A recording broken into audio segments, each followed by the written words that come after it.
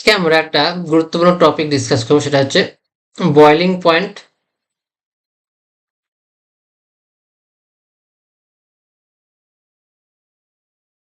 Boiling point কিভাবে hydrogen bonding এর সাথে চেঞ্জ হয় সেইটা আমরা ডিসকাস করবো, তার সাথে হাইড্রোজেন বন্ডিং।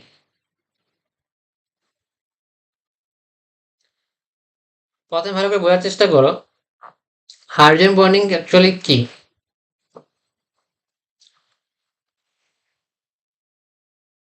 তো ওয়াটার মলিকুলে তোমরা জানো যে হাইড্রোজেন বন্ডিং আছে।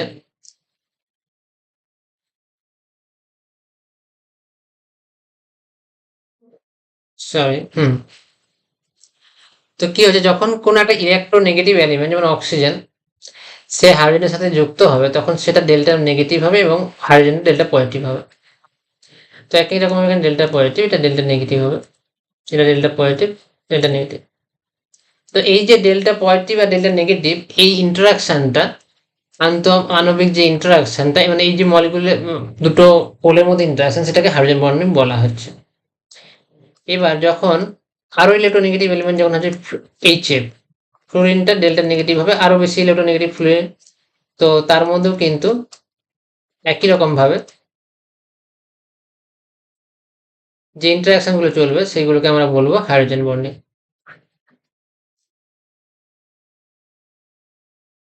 বুঝতে পারলে? এই যে হাইড্রোজেন বন্ডিং গুলো দেখো দুটো আলাদা আলাদা মলিকুলের মধ্যে হচ্ছে, তখন এই যে হাইড্রোজেন বন্ডিং গুলোকে দুটো আলাদা মলিকুলের মধ্যে হলে সেটাকে বলা হবে ইন্টারমলিকুলার। ইন্টারমলিকুলার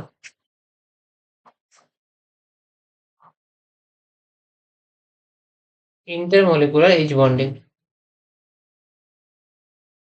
আর যদি একটা মলিকুলের মধ্যে হয় সেটাকে বলা হবে ইন্ট্রামলিকুলার হাইড্রোজেন বন্ডিং। তাহলে একটা প্রকার হচ্ছে ইন্টারমলিকুলার হাইড্রোজেন বন্ডিং, আর একটা হচ্ছে ইন্ট্রা, একই মলিকুল ইন্ট্রা, একই ইন্ট্রামলিকুলার।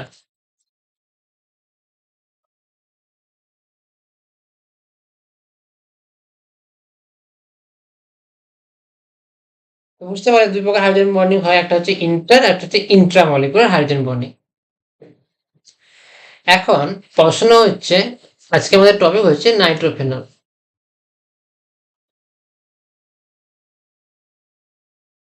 এখন নাইট্রোফেনলের দুটো আইসোমার হয়, একটা হচ্ছে প্যারা নাইট্রোফেনল, একটা হচ্ছে অর্থ, একটা হচ্ছে মেটা। তো আজকে আমরা অর্থ নাইট্রোফেনল ভার্সেস প্যারা নাইট্রোফেনল কেসটা স্টাডি করবো, বোঝার চেষ্টা করবো।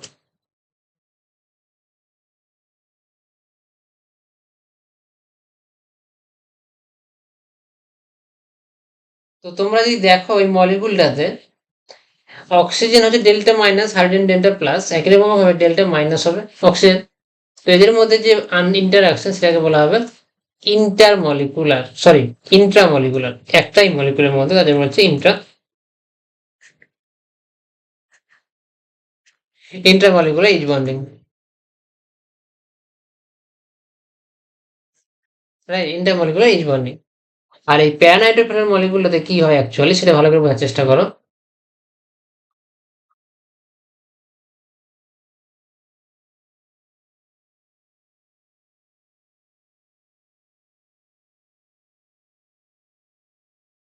তো এখানে দেখো হাইড্রোজেন আর অক্সিজেনের মধ্যে দূরত্ব অনেক, তার জন্য এই একটা মলিকুলের মধ্যে কিন্তু হাইড্রোজেন বন্ডিং সম্ভব না, তার জন্য এটা কি করে আর একটা ভিন্ন মলিকুলের সাথে এটা হাইড্রোজেন বন্ডিংটা বানায়, অক্সিজেনের সাথে হাইড্রোজেনের ইন্টারাকশনটা থাকে।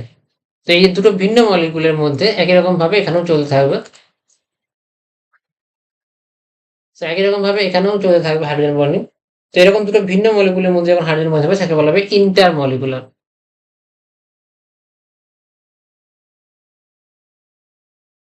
ইন্টার মলিকুলার হাইড্রোজেন বন্ডিং, বুঝতে পারলে? Inter molecular hydrogen bonding.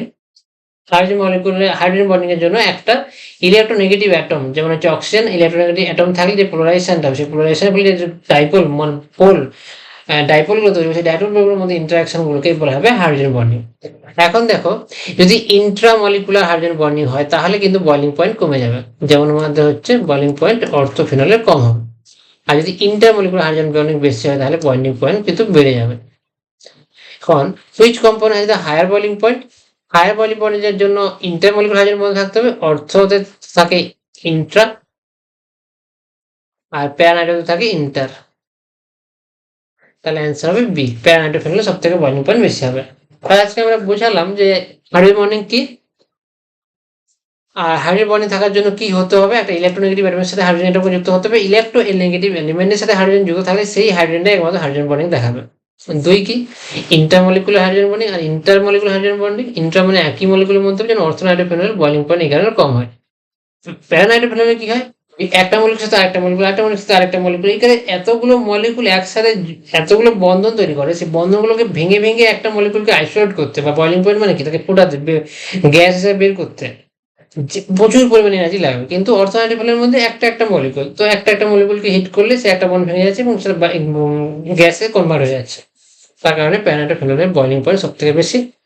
তো এইটুকু আগে ছিল বিষয়। তোমরা চেষ্টা করবে আমাদের এই ক্লাসগুলো ফলো করতে, এবং আমাদের এই ক্লাসগুলো প্রত্যেক ক্লাসের মোটিভ হচ্ছে তোমাদেরকে একটা ডিসিপ্লিনের মধ্যে আনা। যে কোনো একটা টপিক তোমরা স্কিপ করে দাও, যেটা ঠিক আছে বুঝলাম না, ইম্পর্টেন্ট না, এরকম কিছু না। তোমাদের এনসিইআরটি বুক ফলো করে আমি পড়াচ্ছি, এবং এখানে কি করা হচ্ছে দেখানো হচ্ছে যে প্রত্যেক টপিক থেকে তোমাদের কোনো না কোনো টাইমে জি অথবা ডাব্লিউবিসি অথবা নিটে কোশ্চেন আসতেছে। তুমি যদি একটা টপিক মিস করে যাও, তুমি জি দুবার দেবে, নিট একবার দেবে, ডাব্লিউবিজি একবার দেবে, এছাড়া তুমি এগ্রিকালচার থেকে শুরু করে নার্সিং, প্যারামেডিক্যাল অনেক কিছু এক্সাম দেবে। তো কোনো না কোনো এক্সামে ওই টপিকটা চলেই আসবে।